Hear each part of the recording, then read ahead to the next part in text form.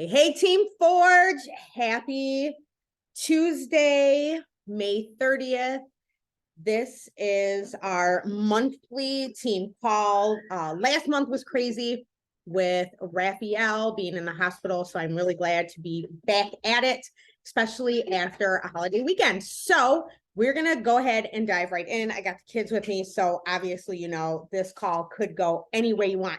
But today's call is all about buffering.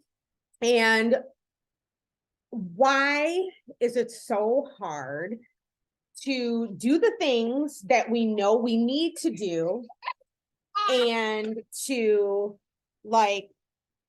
stick with it? Why do we self-sabotage? Well, raise your hand if this is you. If maybe you sit down to do a power hour and do the business activities, that will drive your business forward, create some income for yourself. And as soon as you sit down to send out some invites, you find yourself going, oh, there's laundry I need to do, or I really should watch this training on inviting.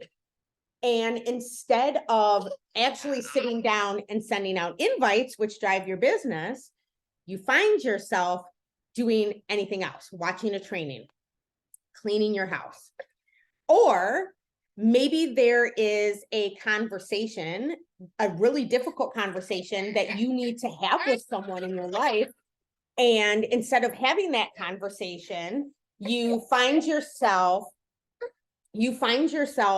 going to the fridge and going to grab something to eat, overeating, or maybe you drink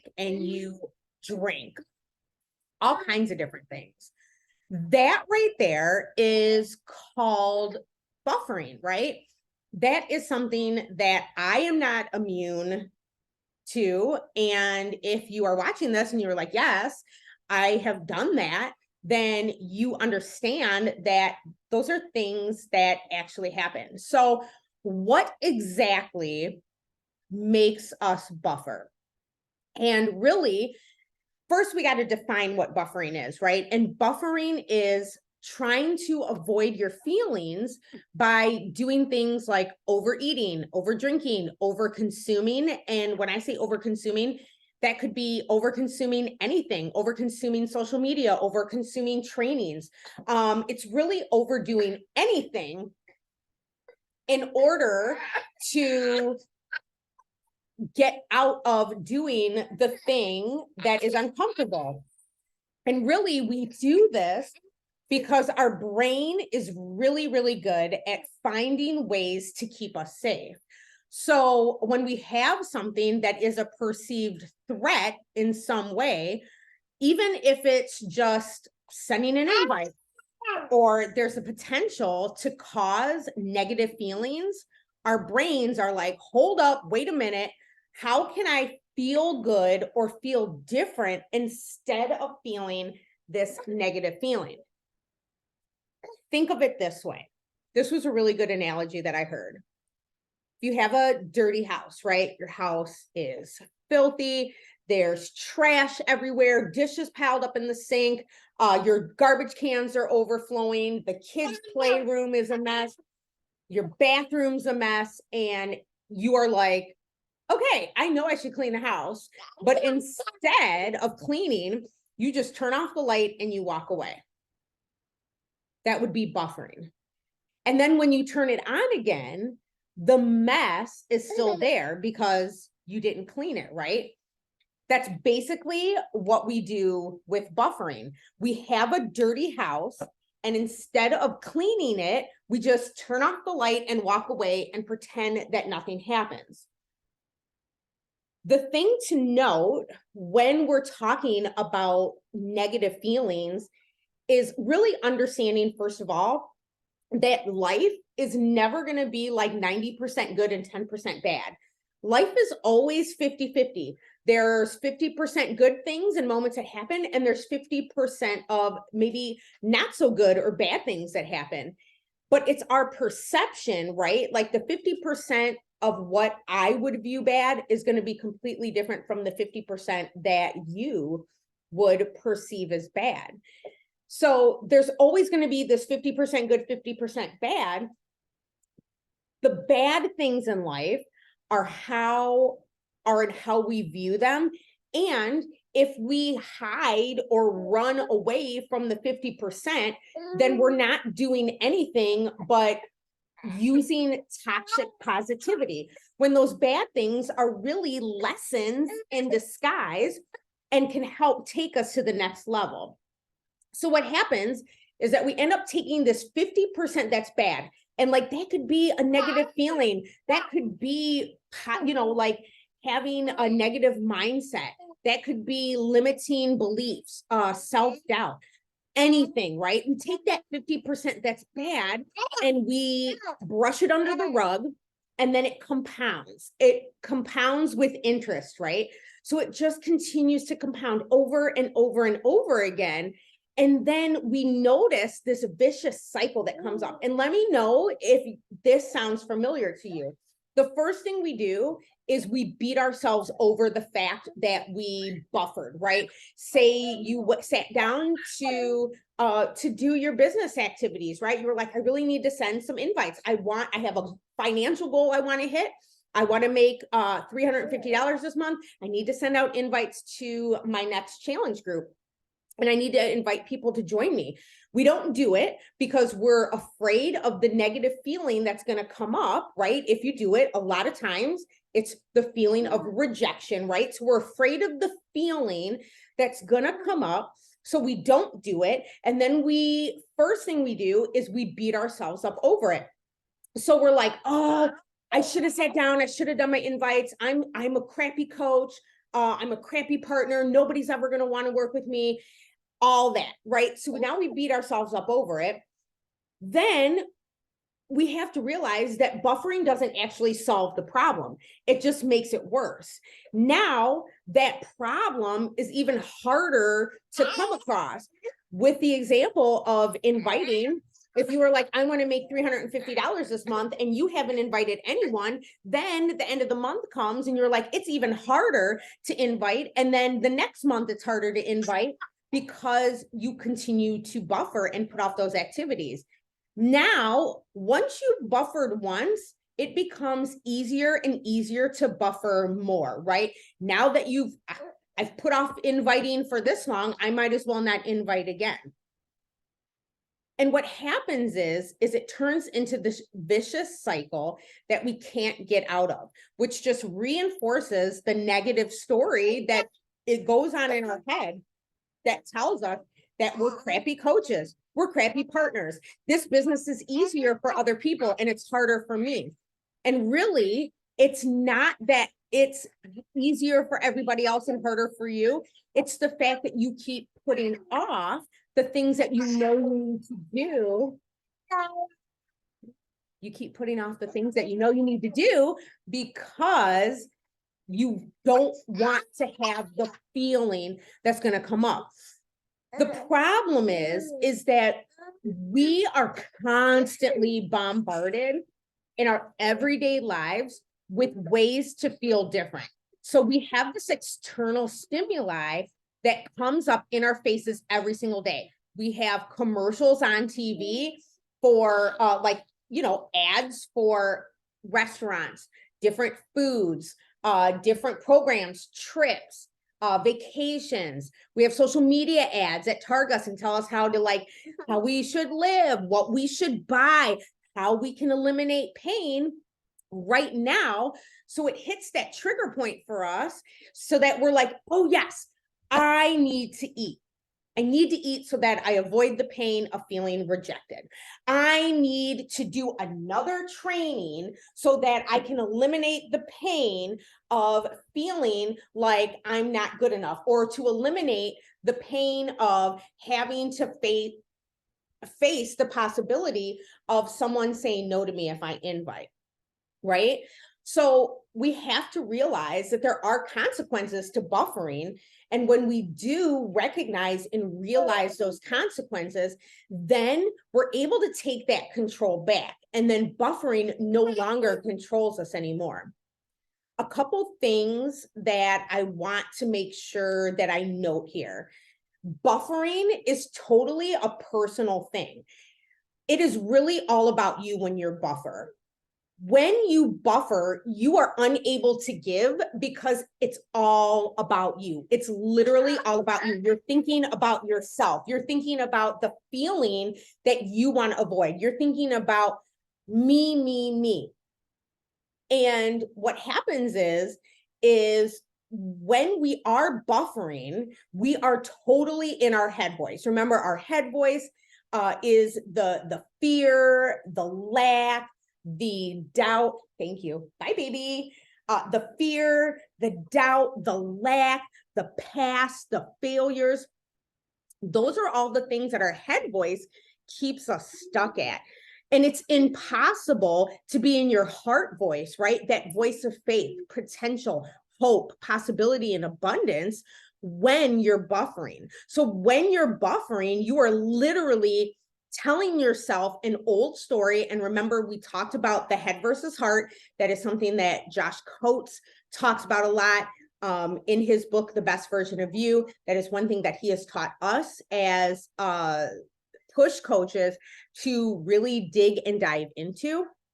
So when you are coming from this place of buffering and you find yourself buffering, you are absolutely 110% in your head voice. It's all about you. It's all about the lack. It's all about the past. And you cannot get into your heart voice when you are buffering. It is just not, it's not possible, because when you buffer, you are not coming from a place of faith, of potential, of hope, possibility, and abundance.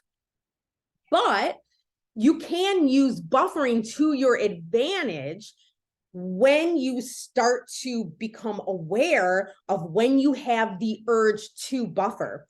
When you are like, okay, like I'm sitting down to do my invites. These are something that it's always, being mindful about these things is really going to be key. And we talk about awareness to our challengers. We talk about awareness to, the people that we're trying to help. But really, it's all about like becoming aware of, I'm sitting down, I set a timer for 20 minutes to do my invites. But then suddenly I have this urge to go clean my bathroom, for example, right? I'm just throwing that out there. Now that I'm aware that I am going to buffer, now I can say, okay, I'm feeling uncomfortable. There's a negative feeling that I don't want to feel that's coming. Now it's time for me to lean in. This is an indication for me to lean in and embrace that feeling, that sucky feeling, instead of leaning away from whatever activity it is, right? If you buffer, then you are literally just pulling away. But when you are like, yes, I'm aware of it, I can recognize this, I'm getting ready to buffer, this is the time for me to lean in and to do the thing that's going to make me uncomfortable. Because remember, when you're able to do those things uncomfortably, that's when you grow, right? It's taking those little courage spikes. Those courage spikes help to build up your confidence, so that when you are doing that activity, then you are like, okay, I did it. Regardless of what somebody else says or does, you took the action. That cultivates a feeling and a sense of self-pride, of being like, I was able to step in and to lean in to this hard feeling. Because listen, buffering is just a comfortable place, right? And you know what happens? Like if you have watched any of Brad's training or you've done the mindset of excellence, you know that buffering is just a state of being comfortable. And when we're comfortable, we are not expanding and growing. We're just going to sit there. If you think about the analogy of the hermit crabs, right? The hermit crabs grow and they grow until they outgrow their shells. And what they do is they grow out of their shells, and then the other hermit crabs come around to protect them until they can like get into a bigger shell, right? But what happens is when we're buffering, we just stay in this comfortable place. And growth is always uncomfortable. Like, think about a kid when they start going through growing pains, especially for those of us who are moms. And we know that, like, kids go through growing pains. It's uncomfortable. It's painful to have those growing pains. You know, your kids wake up in the middle of the night and they're crying and they're like, oh, mommy, my knee or my hips or my legs hurt. And you're like, oh my gosh, I can't do anything. You're like, honey, it's just a growing pain. It's uncomfortable, but it means that you're growing. It means that you're getting bigger. That is, if we would say that to our kids and we would tell our kids to lean in, it's only going to be uncomfortable for a little bit because you're growing, you're getting bigger. How much more should we be able to tell ourselves that as moms, to say, okay, this is uncomfortable. It hurts. It's painful. I'm going to lean in because this is just for a short time, right? And buffering is literally just something that we do to avoid a feeling in our bodies. And we have to realize and recognize that this feeling, this uncomfortable feeling, this negative feeling that we're going to feel in our body, whether it's rejection, whether it's pain, whether it's hurt, whether it's frustration, whether it's sadness, whatever that feeling is, that feeling is not going to kill us. That feeling is not going to lead to physical harm, right? Our brains are trying to protect us from this physical harm, but it's not physical harm. It's just a feeling. So when you get ready to do an activity that you were like, oh, I may get XYZ, whatever that is for you, when you can lean in and go, okay, this is going to be uncomfortable, but I'm going to do it. It's just a feeling. This is just a feeling in my body. It's going to go away. And when we learn how to conquer this buffering, then the more we can literally grow, right? These growing pains lead to growth. And then we get to leave an impact on the world, because if we're not growing, we're dying. And if we're not growing and getting uncomfortable and changing, then we can't show other people how to learn and to grow and to change too. And so some questions that you want to ask yourself when you are starting to feel this feeling of buffering is, what is this feeling trying to teach me? What is this feeling of rejection, for example? What is this feeling trying to teach me? What is this feeling of hurt trying to teach me? What am I trying to avoid? That's another really great question. When you are like, okay, I'm sitting down to whatever it is, and then you're like, what am I trying to avoid right now? Why is my brain trying to avoid that feeling? Really good. What to do is, like, you can quickly think about it. You can get your journal out and go, okay, like, what am I feeling right now? And then literally you are just going to be like, I got to process it, right? You're going to have a hard feeling. The feeling is not, it may feel bad, but it's not bad, right? We are always going to have those feelings that make us uncomfortable. We have to process it. We have to sit in it. And we all have this 50% that we buffer. And when you are taking action out of alignment with your values, with your mission, with your goals, when you're out of alignment, then it starts to compound. And so you really want to identify the key moments. Like, this is going to be a little bit of homework for you. Some questions that you can also ask yourself to walk through this process. And if you want to identify the key moments and write it down, because it's different when we actually write something down instead of like just saying it. When we write it down, it gets from our head to our hearts, right? And so you really want to write down, the first thing is, what are the ways that I buffer? Think about the sneaky ways that you buffer too, because a lot of times, I know for me, the learning thing, the I need to do this training before I do that, that has gotten me so many times, especially as I've grown, especially as I've taken my business to another level. As soon as I started to do more of my life coaching, it's like new levels, new devils, right? You've heard Josh and Brad say that a lot. When you hit a new level in your life, whether it's in your business or your marriage or your ministry, whatever that is, when you hit this new level, there's new devils that try to come after you, or the devil is not like, he is not new, right? He will use the same old stuff, just in different ways to try to trip you up. So be aware and write down, like, what are the ways that I buffer? The second thing is, what emotions or feelings are you trying to avoid when you buffer? Go back to a specific time when you buffered. If it was in the last week, that's even better. If it was yesterday, totally awesome. Go back to a specific time where you noticed that you buffered. What did that look like? How did that feel? What were you going to do, or knew that you should do and then didn't? What were the feelings that you associated with that action? The third question to take notes on and journal on is, what are the stories telling you that are causing each of these feelings? Remember, our feelings are caused by an old story, right? We have a story that we tell ourselves, whether it's an old story that comes from the head voice or a new story that comes from the heart voice.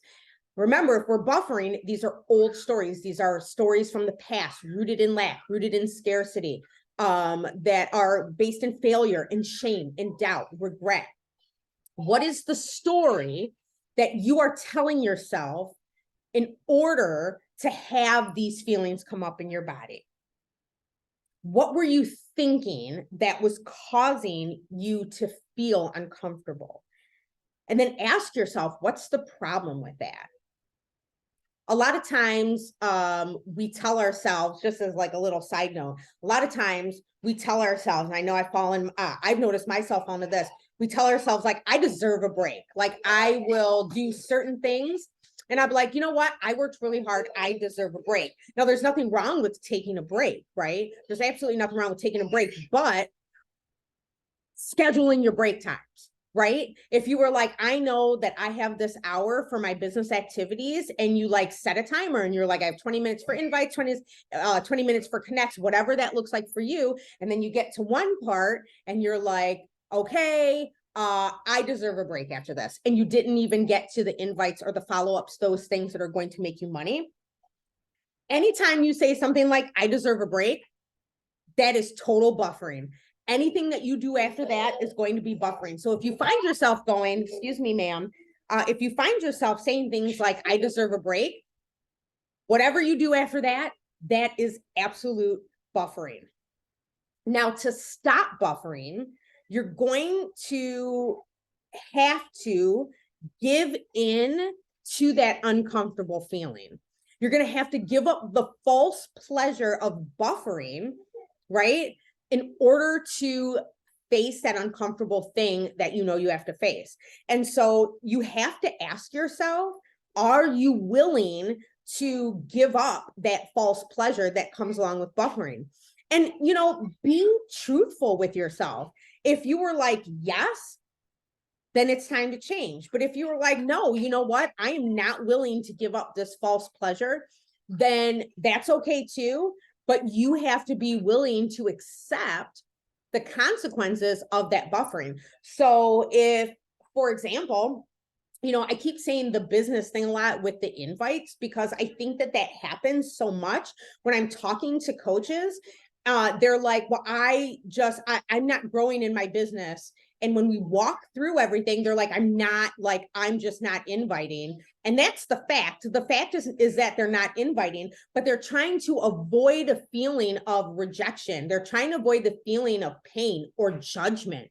And they're not willing to give up that false pleasure in order to really move their business forward. And again, if that's you, there is nothing wrong with that. If you're like, I'm not willing to give it up, then that's on you. But if you do that, you have to accept the consequences for not doing that. You have to accept that your business isn't going to grow. You have to accept that you're not going to get the results you want with your income. You're not going to, all the things. You can list off the consequences. You know that. But if you're willing to say, yes, I'm willing to give up this false pleasure, then you have to start thinking about, okay, what would giving up buffering do for you? What would it do for your family? And what would it do for your business, right?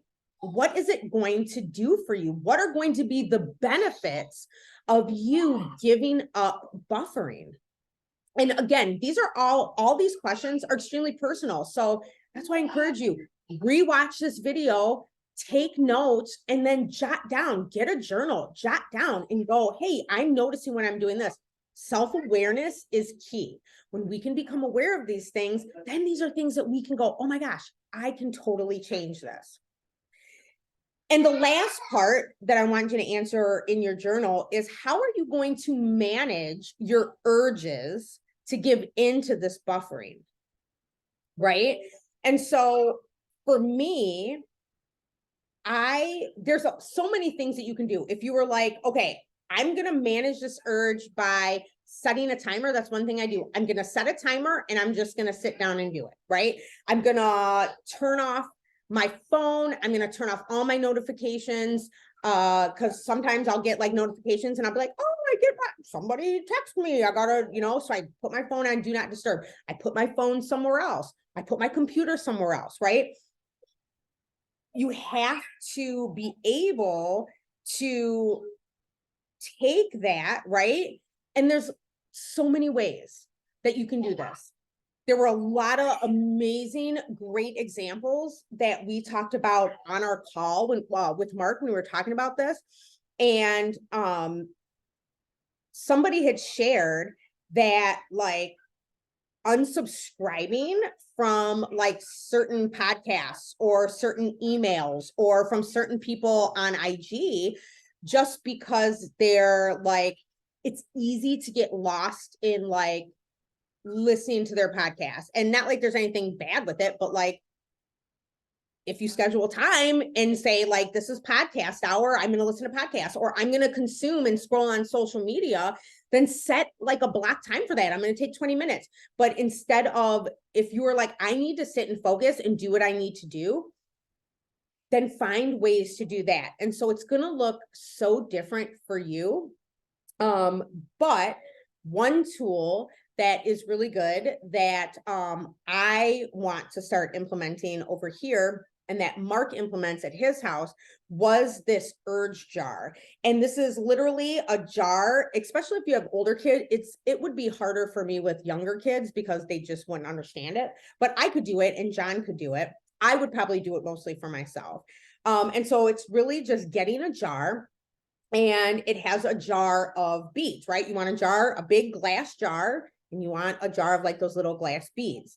And every time you have an urge to buffer or to do something that you don't want to do, you go pick out a bead and put it in the jar. And then you just literally say out loud what you wanted to do and what you did instead. So it would look something like, I don't even have a bead with me. If I was sitting down to do my invites and I wanted to go clean the bathroom, then I would take something. I'd be like, okay, I'm noticing that I have this urge to go clean the bathroom when it's my 20 minutes for invites. I sit down, set my timer. I took that urge bead, I put it in the urge jar.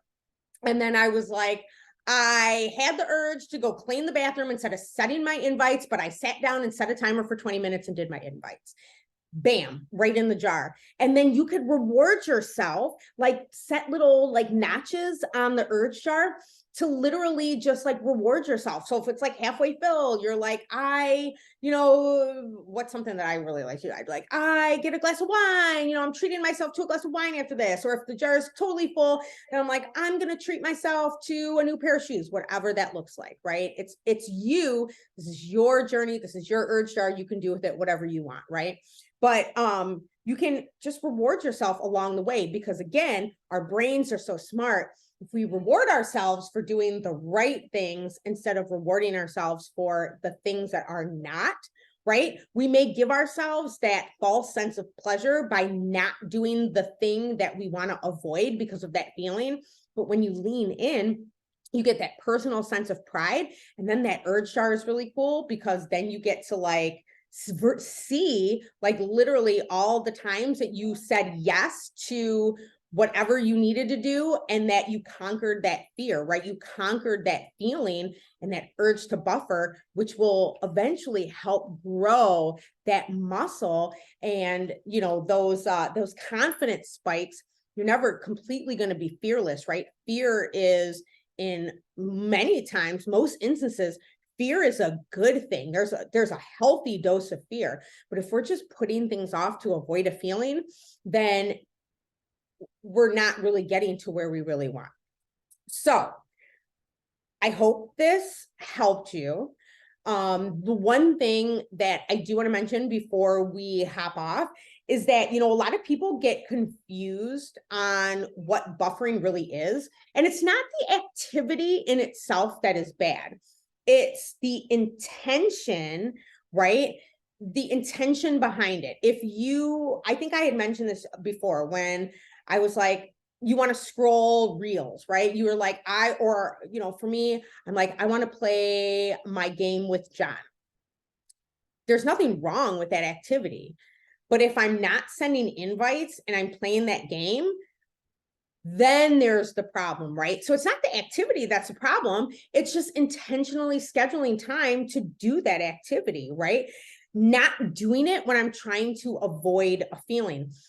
Eating ice cream because I want to enjoy a delicious treat, not eating ice cream when I want to avoid having a conversation with John because it's going to be weird and awkward, right? When we start to do things to avoid feelings, that's where the problem comes in. If you want to eat ice cream, have ice cream. Awesome. If you're trying to avoid a feeling and you're trying to use overeating, over drinking, whatever that is, to like get that feeling, that's where the problem lies. Okay. So that is it for, it's May still, for May's team call. I would love to hear in the team thread as well as the team page your thoughts on buffering. I'd love to hear your answers to those questions, how you buffer, what feelings you're trying to avoid when you buffer. Is this something that you're willing to give up? Are you willing to give up that temporary sense of pleasure in order to really dig in and reach your goals? And then what can you do when you start to feel that urge to buffer to move forward? What are some things you're going to do to protect yourself so that you can reach your goals? So I pray that this helped you. I am so thankful for you guys. I will be getting up a team call after Summit next month, and I will talk to you guys very soon. And I'll get this recording up for everyone who missed it. Talk to you guys later.